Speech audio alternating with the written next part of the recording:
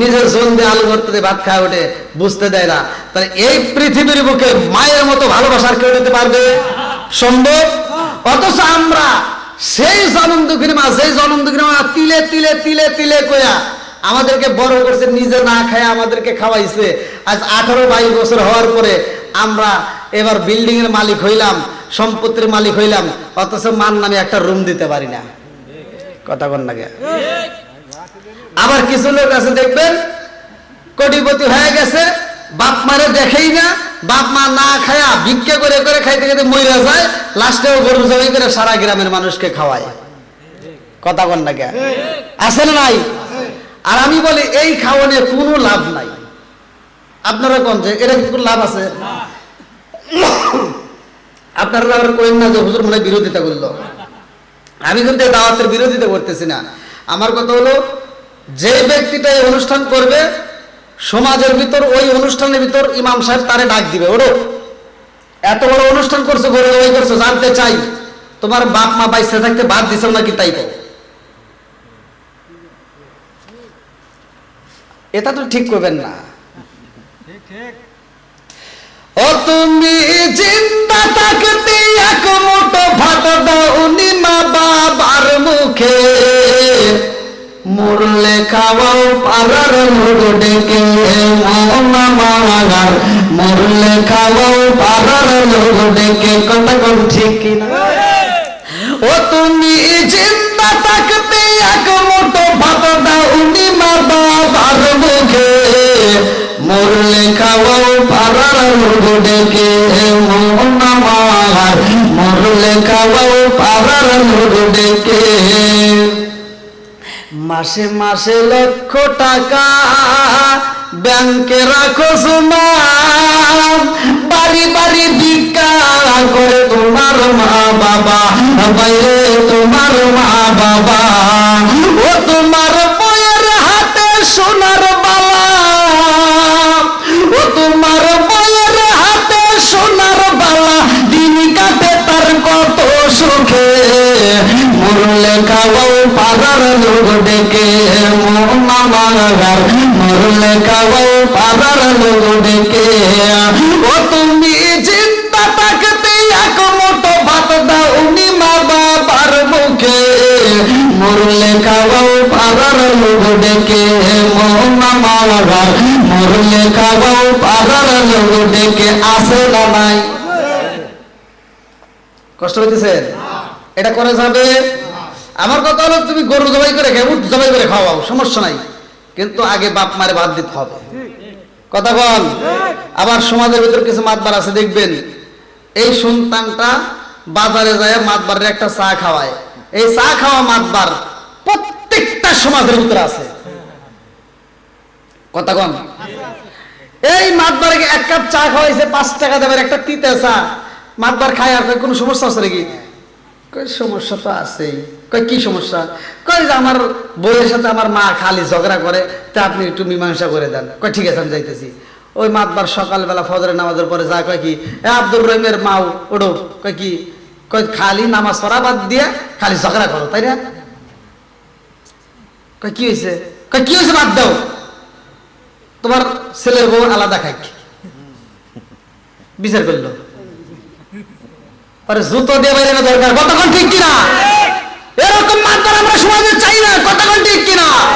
মাতবার হতে হবে সঠিক, আর বলতে হবে এই এদিকে আয়, ওটাকে মা, ওটাকে বাবা। তোর মা তোরে মারতেও পারে, আবার তোরে ভালোবাসতে পারে, মার নামের কোনো বিচার চলবে না। কতক্ষণ ঠিক না? এরকম মাতবার আছে? হ্যাঁ, মুরব্বী কষ্ট পেতেছেন? আমি বলি এখন তো মাতবারের অভাব নাই। আগেকার সময় মাতবার ছিল, যে বড় মাতবার ছিল সে কিন্তু কাঠের চেয়ারে বসে, বড় চেয়ারে বসে নাই। আর এখন তো সব আড়াই ফেল, তাই না? মানে সব ফেল। হ্যাঁ, এখন বড় মাতবারও এইটা, ছোট মাতবারও এইটা, তাই না? আর আগে কি তাই ছিল? আগে যে বড় মাতবার ছিল এ বসে কাঠের চেয়ারে, আর যে ছোট মাতবার মানে মেজো, হে ছোট মাতবার বসে টুলে। এই কথা না কে? তারপরে যে মাতবার ছিল হে বসে ফিরে আয়, আর তারপরে যে মাতবারের সিরিয়াল ছিল হে চটি বেরিয়ে হয়েছে। কথা বল না কে? তারা সম্মান দিয়ে কথা বলছে, যদিও চটি বাড়ি হয়েছে তো ভালো ছিল, কথা কোন ঠিক কিনা? আর এখনকার কি তাই আছে? আর ওয়ার্সে তো বেশি বলছে, ওয়ার্সে তো বেশি ওটা মাতবার হইলো, ওয়ার্সে আমি বেশি বলি। এরকম মাতবার আগেকার সময়ও ছিল, তো ওই চটি মাতবারছে ও আবার মোটামুটি ভালো। আচ্ছা বিচার যদি হয় তো খালি বিচার হয়েছে হেঁটি বোঝে, আর কেউ কি বোঝে না? বোঝে। তো চটি মাতবার হে বাড়ির ভিতর বইরে তো পরামর্শ করতেছে, কে রে আমার যে মাতবার বিচার করে ও যে রায় দেবো ওটা তো আমি আগেই বুঝি, তা আমি ওই চেয়ারে বসে পারি না কে? আর বউ পরামর্শ দিতেছে তুমি বসতে পারবে, তবে তোমার কাজ করা লাগবে। কি কাজ? ওই মাতবারের মতো তোমার একটা কোট কেনা লাগবে। কথা বোঝেন নাই? তো যখন কইছে কোট কেনা লাগবো, তাহলে একটা কোট কিনি। তো ওই বাড়ির পাশ দেবার যাইতেছে চোর। আগেকার সময় শিং কাটতো না, এখন কি আর শিং কাটে? এখন ওরা শিং কাটে না, কারণ ওরা কিন্তু রাগ করছে, মহিলাদের উপর আক্রমণ করছে। মহিলারা শিং কাটা করছে, আমরা আর কাটবো না, ওই যে সিজার করে, আছে না নাই? হ্যাঁ, তো যাই হোক, চোর আবার যাওয়ার সময় শুনতেছে কি রে এই চটি মাতবারের ঘরে কিসের আলোচনা হয়? তো বলতেছে যে তাহলে একটা কোট কিনে ফেলাও, স্ত্রী করতেছে। তো চোর করতেছে আমার কাছে তো এত টাকা নাই, দেখো আমার কাছে কিছু আছে আর তুমি কিছু দিয়া কালকে উল্লাপাড়া থেকে একটা কোট কেনো, তাহলে কালকেই যাবো। তো চোর আবার ওখান থেকে যাওয়ার সময় শুনে আলেছে। তো যারা বিচারক তারা কি বুদ্ধি কম আছে? কঠিন বুদ্ধি নিয়ে কিন্তু করে। আগেকার মুরব্বীরা কিন্তু হাস্তরলোক দিয়ে বিচার করছে। তো যাও চটি মাতবার করছে কি সকালবেলা গেছে উল্লাপাড়া একটা কোট কেনার লাগে। আচ্ছা উল্লাপাড়া কি ভদ্র ফ্যামিলির লোক দুই একজন ঘরে না, পকেট মারি না, আছে না? চটি মাতবার যখন কোট কিনবে গেছে, চোর তো আবার পিছনে লেগে গেছে। সকালবেলা ভোরে চোর হাজির বাড়ির ভিতর, মানে চোর আগে ভাগে এসে হাজির হয়েছে। আর চোর যখন আসছে মাতবার আবার টের পাইছে। মাতবার টের পাই কি কয় আজকে টাকা এভাবে নেওয়া যাবো না। লুঙ্গি পড়ছে, লুঙ্গির নিচে আবার একটা জাঙ্গে পড়ছে, জাঙ্গের পকেটের ভিতর টেয়া ঢুকেছে। চোরের বাপ কি আর নিতে পারবো? কথা কন না গে? যখন জাঙ্গের পকেটে টাকা নিয়ে ঘুরতেছে উল্লাপাড়া দিয়ে, চোর খালি পিছনে পিছনে ঘুরতেছে। চোর আর চান্স পাইতেছে না, চান্স পায় না। ও উল্লাপাড়াতে ঘুরে ঘুরে ঘুরে ঘুরে সন্ধ্যার আগ দিয়ে একটা জ্যাকেট কিনেই ফেলাইছে। আর চোর চিন্তা করতে হয় রে সারাটা দিন ঘুরলাম, কি করলাম, টিয়া তো নিতে পারলাম না। আর মাতবার যখন কোট কিনে ফেলাইছে, চোর এবার মনের ভিতর কল্পনা যে তুই কোট কিনছিস, তোর টিয়া যেহেতু নিতে পারেনি, তোর কোটই চুরি করবি। মাতবার আবার টের পাইছে যে আমার পিছনে পিছনে ঘুরতেছে। এবার মাতবার কোট কিনে বাড়িতে যায় গায়ে দেবে যে বিবি কেমন, এবার কাম হইছে, তুমি কালকে বিচারে গেলে দেখো তোমার এখন কাঠের চেয়ার দিব না, তাহলে কাম হইছে। এবার ও তো টের পাইছে চোর আইছে। আগে তো আর বিদ্যুৎ ছিল না, তো অন্ধকারের ভিতরে চোর করছে কি ঘরের ভিতরে ঢুকে পড়ছে, যা মাছার তলে বসে রয়েছে। মাতবার আবার কোট আর খোলে নাই, মানে ও টের পাইছে। মাতবার করছে কি কোট গায়ে দিয়ে শুয়ে পড়ছে। আর চোর গভীর রাত্রে 12টা-1টার সময় উঠিয়া চিন্তা হচ্ছে কিরে কি লোকের পাল্লাই করছে, টাকা তো নিতেই পারলাম না, কোটটা যে নিবো হেরা তো পারতেছি না। তো কোট গায়ে দিয়ে শুয়ে পড়ছে। এখন ও আস্তে আস্তে কোটের বোতাম ধরে টানতেছে, মানে কোট খুলবো। তো মাতবার আবার টাউট, মাতবার করছে কি এবার হাত ছড়া দিছে। তো ও যখন বোতাম খোলা শেষ, এখন এক হাত বাই করে ফেলাইছে, মানে মাতবারও ছেড়ে দিছে বাই করুক। আর এক হাত আছে না, এবার ওই হাতটা নিচের দিক দিয়ে উপরে শুইছে।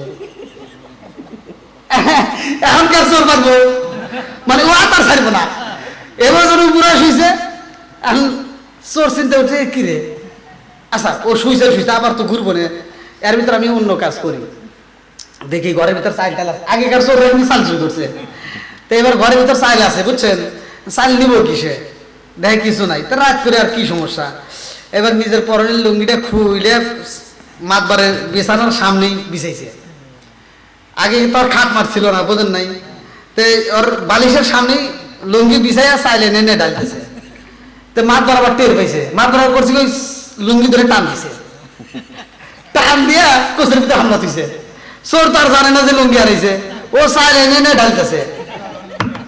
চাইল ঢালা শেষ, এবার বান্ধব আর দেয় লুঙ্গি নাই। কিরে লুঙ্গি গো, লুঙ্গি কোনে গেল? এখন এর ভিতরে আবার আসান দিয়ে পারিছে, কি জানা যখন আজান দিছে ওর তো আমি ভয় লেগে গেছেন, বাড়ির জন্য কেমন। মাতবার আবার টের পাইছে, ও আবার মাদারের হিতেনের সামনে বসে বসে কাঁদতেছে। আর মাদার চাইতে কি তুমি চোর নাকি? মাদার চোর কইতেছে তুমি চোর নাকি? চোর করতেছে আমি তো চোর, আপনি তো কম না। আমি জানি চোর, আপনি তো কম না, আমার ভঙ্গি গো। কথা কি বুঝতেছেন? এরকম লোক আছে ভাই।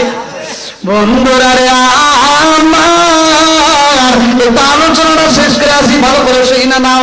আরে খাতুনে জান্নাত মা ফাতিমার ঘরে খাউন নাই। এইবার ভিক্ষু কাইয়া দাঁড়ায়া ডাকে দিয়া কয় ফাতিমা আজ 2 দিন হলো আমার পেটে খাউন নাই, তোমার কাছে কোনো খাউন আসেনি? এইবার খাতুনে জান্নাত মা ফাতিমা ডাক দিয়া কয় আমি এই মুহূর্তে একটা বাড়িতে কাজ কইরা আমি সুতার বিনিময়ে কিছু খাবার পাইছি, এই খাবারটুকু আমি আপনাকে দিতে পারবো। বলে আপনি 2 দিন হলো খাবার পান না, আর আমার জুলাইয়া 4 দিন হলো আগুন জ্বলে না। আল্লাহু আকবার। তারপরেও কিন্তু ভিক্ষুকের হাতে তুলে দিতেছে। আর আমাদের ওগুলি কি তাই আছে? দিব? হ্যাঁ হ্যাঁ, ভালো করে শোনেন। এইবার খাতুনে জান্নাত মা ফাতিমার ঘরে খাউন নাই, আরে ভিক্ষুকের হাতে তুইলা দিছে রে ভাই। আমার আল্লাহর মিলা খেলা বুঝা পাই না রে বন্ধু। এইবার হযরত আলী রাদিয়াল্লাহু আনহু কাম পায় না, খাবারও কিনতে পারে না, বাড়িতে এসে দেখে খাতুনে জান্নাত মা ফাতিমা অসুস্থ হয়ে যায়। এইবার ডাকে দিয়া কয় স্বামী গো, স্বামী আজ কয়েকটা দিন হইল আমাদের চুলায় আগুন জ্বলে না, আমার ছোট্ট 2টা সন্তান ইমাম হাসান হুসাইন ওদের মুখের দিকে তাকাইয়া আমি জনম দুকুনি সইতে পারি না, আর দেরি কইলেন না। এই মুহূর্তে আমি একটা পোশাক দিতে চাই, এই কাপড়টা বিক্রি কইরা আমার জাদুদের জন্য একটু খাবারের ব্যবস্থা করতে হইব। বলে কি এমন পোশাক দিতে চাও? এইবার ফাতিমা ডাকে দিয়া কয় স্বামী গো, আমার বাবা বিয়ার ভিতরে একটা রোয়াল দিছে গো স্বামী, একটা উড়না দিছে, যেই উড়নাটা আমি বিক্রি করতে চাই। আল্লাহু আকবার। এইবারে খাতুনে জান্নাত মা ফাতিমার একটা উড়না যখন বিক্রি করার জন্য দিয়া দিছে রে ভাই, এইবার শিরকে দয়ালি বাজারে গিয়ে উড়না বিক্রি করতে চাই, কেউই কেনে না। এইবার আলী 2টা চোখের পানি জাইরা দিয়া কান্দে আর কয় আল্লাহ আমি ফাতিমারে লয়া কি দিয়া বুঝাবো, আমি তো ওড়না বিক্রি করতে পারি না। এমন সময় আমার আল্লাহ ফেরেশতা পাঠায়া দেয়, যাও যাও এই মুহূর্তে মানুষের সুরত হইয়া যাইয়া এই ওড়নাটা আলীর কাছ থেকে কিনা নাও। আল্লাহু আকবার। এইবার যখন ওড়না কিনা, এই ওড়না আবার কোথায় যাবে? ভালো করে কষ্ট গভীর মনোযোগ সহকারে শুনেন। দান করলে বিফলে যায় না, এটার নমুনা আমি দিচ্ছি, ভালো করে শুনে না। এইবার ওড়নাটা কেনার জন্য ফেরেশতা এসে আল্লাহু আকবার কর। আল্লাহর ফেরেশতা এসে যখন আলীর সামনে দাঁড়াইছে, ডাকে দিয়া কয় আলী এই ওড়না তুমি বিক্রি করতে চাও, কত দিরহাম নিবা বলো? আলী ডাকে দিয়া কয় আমি কত দিরহাম নেব? এই ওড়না তো কেউই চয়েস করে না, কেউই তো নেয় না, কেউই তো দাম কয় না, তোমার যা মনে চাই তাই দাও। আমার মনের বিশ্বাস এই ওড়নাটা 1 দিরহাম থেকে সর্বোচ্চ 2 দিরহাম হবে, এর উপরে বুঝে চাইব না।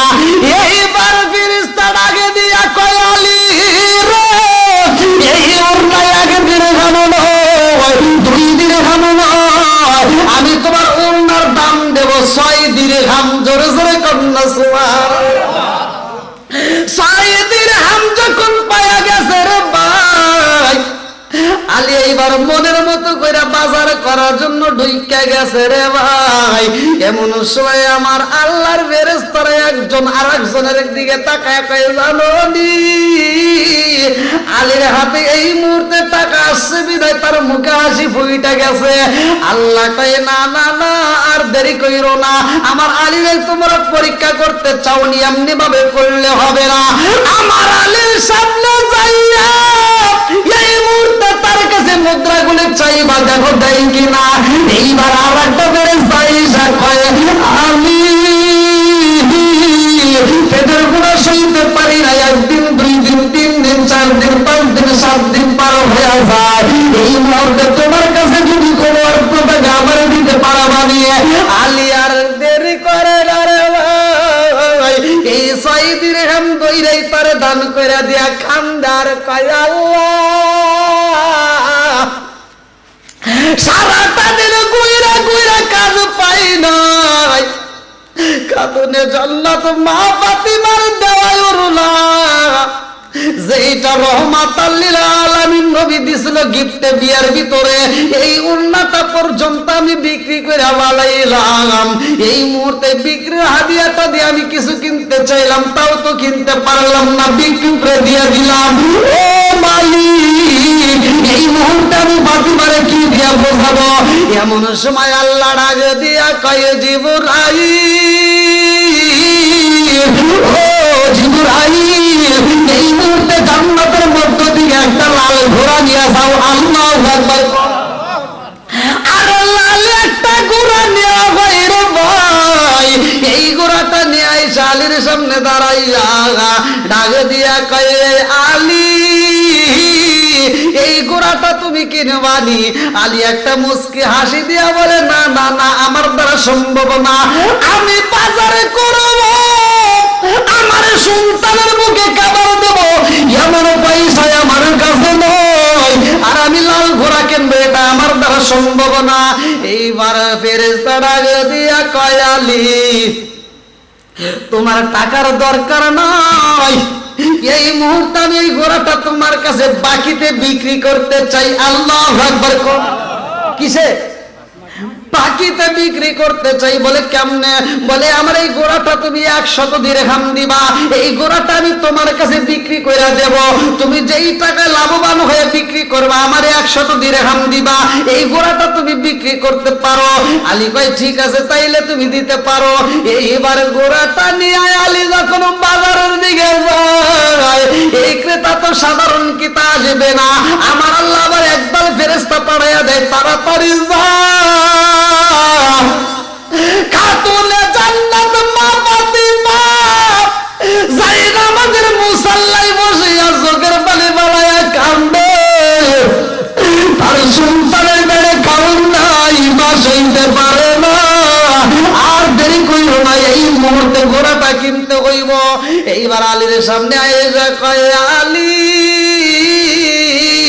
তোমার এই ঘোড়াটা তুমি বিক্রি করো বানিয়ে। আলীর আগে দিয়া কয়, আমি বিক্রি করতে চাই, তোমরা বলো কি দাম দিবা? বলে তোমার এই ঘোড়াটার দাম আমরা 160 দিরহাম দেব। আল্লাহু আকবার। 160 দিরহাম, কথা কি বুঝতেছেন? 60 দিরহাম। এই ওড়না আর এই ঘোড়াটা, এই ওড়না আর ঘোড়াটা কোথায় থাকবে, কোথায় আছে এবং কোন সময় কাজে লাগবে আখিরাতের ময়দানে, এটাও আলোচনা ইনশাআল্লাহ পাবেন। আল্লাহ কবুল করুক। সবাই বলেন আমিন। নাকি আপনাদের কষ্ট হতেছে? লাল ঘোড়াটা এবার বিক্রি হলে 160 দিরহাম। 100 দিরহাম যে ঘোড়াটা দিছে তার হাতে তুলে দিয়া আর 60 দিরহাম দিয়া এইবার মনের মতো করে বাজার করছে, 2 হাত বইরা বাজার করছে, 8টা বইরা। আল্লাহু আকবার। আলীর মনের ভিতর খুশির আনন্দ লেগে গেছে। এইবার বাজার নিয়ে যখন বাড়িতে যায়, গেটের সামনে, বাড়ির সামনে যায় ডাক দেয়, ও ফাতিমা, ও ফাতিমা, এই মুহূর্তে আমি খাবার নিয়ে আইছি। আল্লাহু আকবার। আরে খাতুনে জান্নাত মা ফাতিমা যাই নামাজের মুসাল্লা দরজা থেকে এইবার দরজার সামনে দাঁড়াইয়া তাকায়া দেখে হযরত আলী রাদিয়াল্লাহু আনহু একটা বাজার নয়, দুইটা বাজার নয়, দুইটা হাত ভরে অনেকগুলো বাজারে নিয়ে আইছে। ফাতিমা কান্দে আর কয়ে স্বামী গো, আমার রাহমাতাল লিল আলামিন নবীর দেওয়াই উরলা পুরাতন কাপড় আমি বিক্রি করতে দিলাম।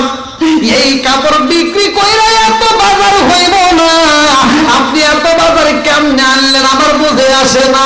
আমি এই বাজার ঘরের ভিতর ঢুকাইতে পারবো না, আগে বলতে হবে এটা কোথা থেকে আসছে। আল্লাহু আকবার।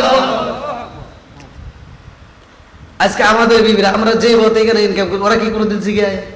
হ্যাঁ, আপনি যদি মাসে 10,000 টাকা ইনকাম করেন, ও চায় সুদের ব্যবসা করে হোক, যেভাবেই হোক মাসে 50,000 টাকা লাগবে। কথা কোন লাগে? অল্পতে তারা খুশি না। বন্ধুরা রে আমার,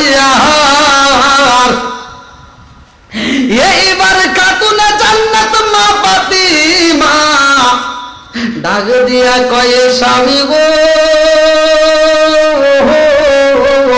এই খাবার আপনি এত খাবার কেমনে পাইলেন আমার বুঝে আসে না। আমার যে পুরা ওড়না দিছে গো স্বামী, এই ওড়না বিক্রি করে এত বাজার পাওয়া সম্ভব না। আমি জানতে চাই এত বাজার আপনি কেমনে পাইলেন না? হযরত আলী রাদিয়াল্লাহু আনহু ডাক দিয়া কয়ে ফাতিমা,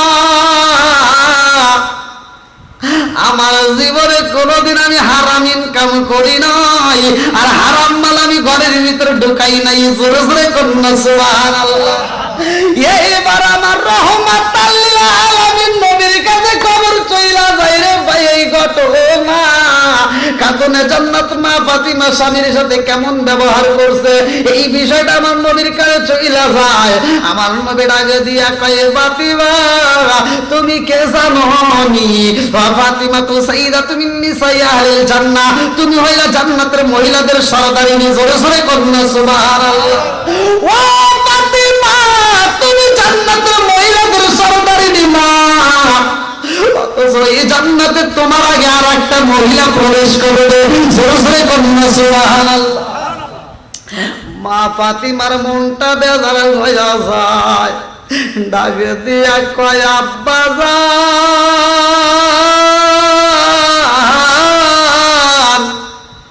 জান্নাতের মহিলাদের সরদারিনী কে?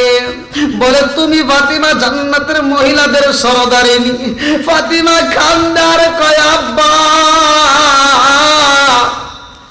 আমি যদি জান্নাতের মহিলাদের সরদারিনী হই আব্বা, সর্বপ্রথমে তো আমারই জান্নাতের ভিতর প্রবেশ করার কথা। ও বাবা গো, অথচ আমার আগে আর একটা মহিলা হবে, কারণ কি? আমার নবীর আগে দিয়া কয়ে ফাতিমা রে, তোমার আগে আর একটা মহিলা জান্নাতে যাইব, ওই মহিলাটাকে জানো আমি? বলে আব্বা গো, সেই মহিলাটাকে? আমার নবীর আগে দিয়া কয়ে ফাতিমা, ওই মহিলাটা এই মদিনার একটা মেয়ে, যার স্বামী কাঠ বিক্রি করে করি গুলো লাকড়ি গুলো বিক্রি করে সংসার চালায়। ও ফাতিমা, ওই কাঠুরিয়ার স্ত্রী আগে জান্নাতে যাইব। খাতুনে জান্নাত মা ফাতিমা কান্দার কয় আব্বা, ওই কাঠুরিয়ার স্ত্রী যাইব জান্নাতে রে আব্বা, ওই মহিলাটা কি এখনো বাচ্চা আছে? আমার নবীর আগে দিয়া কই ফাতিমা, ওই মহিলা এখনো বাচ্চা আছে। আল্লাহু আকবার। ফাতিমার আগে দিয়া কয় আব্বা গো, ও বাবা, ওই মহিলাটাকে, ওই মহিলাটা থাকে কোথায় আমি জানতে চাই, আমি তার সাথে একটু দেখা করতে চাই। আমার নবীর আগে দিয়া কয় ফাতিমা, ওই মহিলাটার স্বামী কাঠের মা, ওই মহিলা তো অমুক জঙ্গলের ভিতরে একটা পুরে ঘরের ভিতরে পর্দার ভিতরে প্রবেশ করে থাকে। এইবারে খাতুনে জান্নাত মা ফাতিমার মনে মানে না, ওই মহিলাকে মহিলাটাকে দেখার জন্য পাগল হয়ে যায় আমার সাথে, অথচ জান্নাতের ভিতর থাকবে, আমার আগে জান্নাতে যাবে, সে আবার কেমন মহিলা আমি একটু জানতে চাই।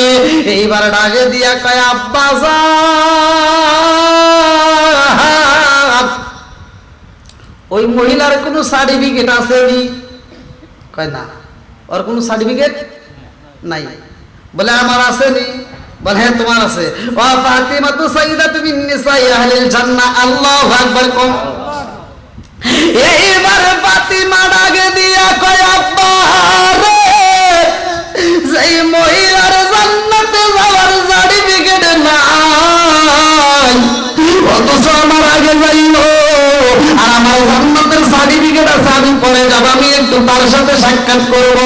এই মহিলা কাতরে জান্নাতে মা ফাতিমা ওই মহিলাটার সাথে দেখা করার জন্য রওনা দিছে। আল্লাহু আকবার। আমার পর্দানিশি মা, আজকের আলোচনা ভালো করে শুনে রে মা, ভালো করে শুনে নাও। এইবার জনম দুখুনি মা খাতুনে জান্নাতে মা ফাতিমা রওনা দেয় রে ভাই। ওই কাঠুরিয়ার বাড়ির সামনে দাঁড়াইয়া সালাম দিয়া ডাকে দিছে, আসসালামু আলাইকুম ইয়া আহলাল বাইত, বাড়ির ভিতরে কেউ আসেননি? কাঠুরিয়ার স্ত্রী ডাকে দিয়া কই কে গো আপনি কে? ঘরের ভিতরে আছি। এইবার খাতুনে জান্নাতে মা ফাতিমা বলে আমি হইলাম রহমাতাল লিল আলামিন, নবীর বিটি খাতুনে জান্নাতে মা ফাতিমা। জোরে জোরে কন্যা সুবহানাল্লাহ। ও ফাতিমা, তোমার নাম শুনছি গো, আমি তোমার নাম শুনছি, কিন্তু তোমারে দেখতে পারি না। এইবার ফাতিমা বলতেছে ঘরের দরজা খুলে দাও, আমি একটু তোমারে দেখতে চাই। এই কাটুরিয়ার স্ত্রী কান্দার কয় ফাতিমা, তুমি হতে পারো নবীর বিটি খাতুনে জান্নাত মা ফাতিমা, মনে কিছু নিও না, এই মুহূর্তে আমি দরজা খুলতে পারবো না। এইবার খাতুনে জান্নাত মা ফাতিমা বলে কারণ কি? এই কাঠুরিয়ার স্ত্রী কান্দে আর কয় ফাতিমা রে, আমার স্বামীর অনুমতি ব্যতীত আমি কারোর সাথে দেখা দেই না। জোরে কন্যা সুবহানাল্লাহ। কথা কি বুঝতেছেন? কাঠুরিয়ার স্ত্রী স্বামীর অনুমতি ব্যতীত কারোর সাথে দেখা যায় না, আর আমার বলে খালি মার্কেট দিয়ে দৌড় পারে। কথা এখন নাকি আছে নাই? আইলো কি জামানা, বুঝাইলে বুঝাসে না, নামাজ রোজা করে না, মেরা পর্দায় থাকে না। আইলো কি জামানা, বুঝাইলে বুঝাসে না, নামাজ রোজা করে না, মেরা পর্দায় থাকে না। পিতা মাতার পেটে বাপ নাই, পিতা মাতার পেটে বাপ নাই, ছেলে প্রেমের দেওয়ানা, দেওয়ানা, দেওয়ানা, দেওয়ানা। মোবাইলের জামানা, লেখা পড়া হইল না, রাইতে বিছনায় থাকে না, হ্যালো হ্যালো সারে না। কত ঘন্টি আছে নাই? তুমি যার লাগিয়া এমবি বড়, তার তো বাটন ফোন। ওরে কেমন কইরা বুঝবে রে সে, কেমন কইরা বুঝবে রে সে ডিজিটাল তোর মন। তুমি যার লাগিয়া, তুমি যার লাগিয়া এমবি বড়, তার তো বাটন ফোন। ওরে কেমন কইরা বুঝবে রে সে, কেমন কইরা বুঝবে রে সে ডিজিটাল তোর মন। তুমি যার লাগিয়া, তুমি যার লাগিয়া এমবি বড়, তার তো বাটন ফোন। আছে না নাই? মেসেজ করলে সিন করে না, দেই না যে রিপ্লাই, ভিডিও কলে বলবা কথা, ক্যামেরা তার নাই রে, ক্যামেরা তার নাই। ওরে ডিজিটাল যুগ জামানা, ডিজিটাল যুগ জামানা, ইয়া নালক তার মন। তুমি যার লাগিয়া, তুমি যার লাগিয়া এমবি বড়, তার তো বাটন ফোন। তুমি যার লাগিয়া এমবি বড়, তার তো বাটন ফোন। আছে না নাই? কি যে একটা অশান্তি এই মোবাইল এসে শুরু হয়েছে। কত ঘর যে ভেঙে গেছে এই মোবাইলের কারণে, আছে না নাই? আমার মেয়েদেরকে বুঝাইলেও কিন্তু ওরা বোঝে না। ভালোভাবে বুঝাবেন যে এই নাম্বারে ফোন দিয়ে কোনো লাভ নাই, ও মোবাইলের উপর পাড়া দিয়ে দেয়। এরকম অসাত কুজাত মহিলা আছে না নাই? বোঝালেও বোঝে না। বন্ধুরা রে আমার, ভালো করে শুনে নাও, ভালো করে শুনে নাও, ভালো করে শুনে নাও। এই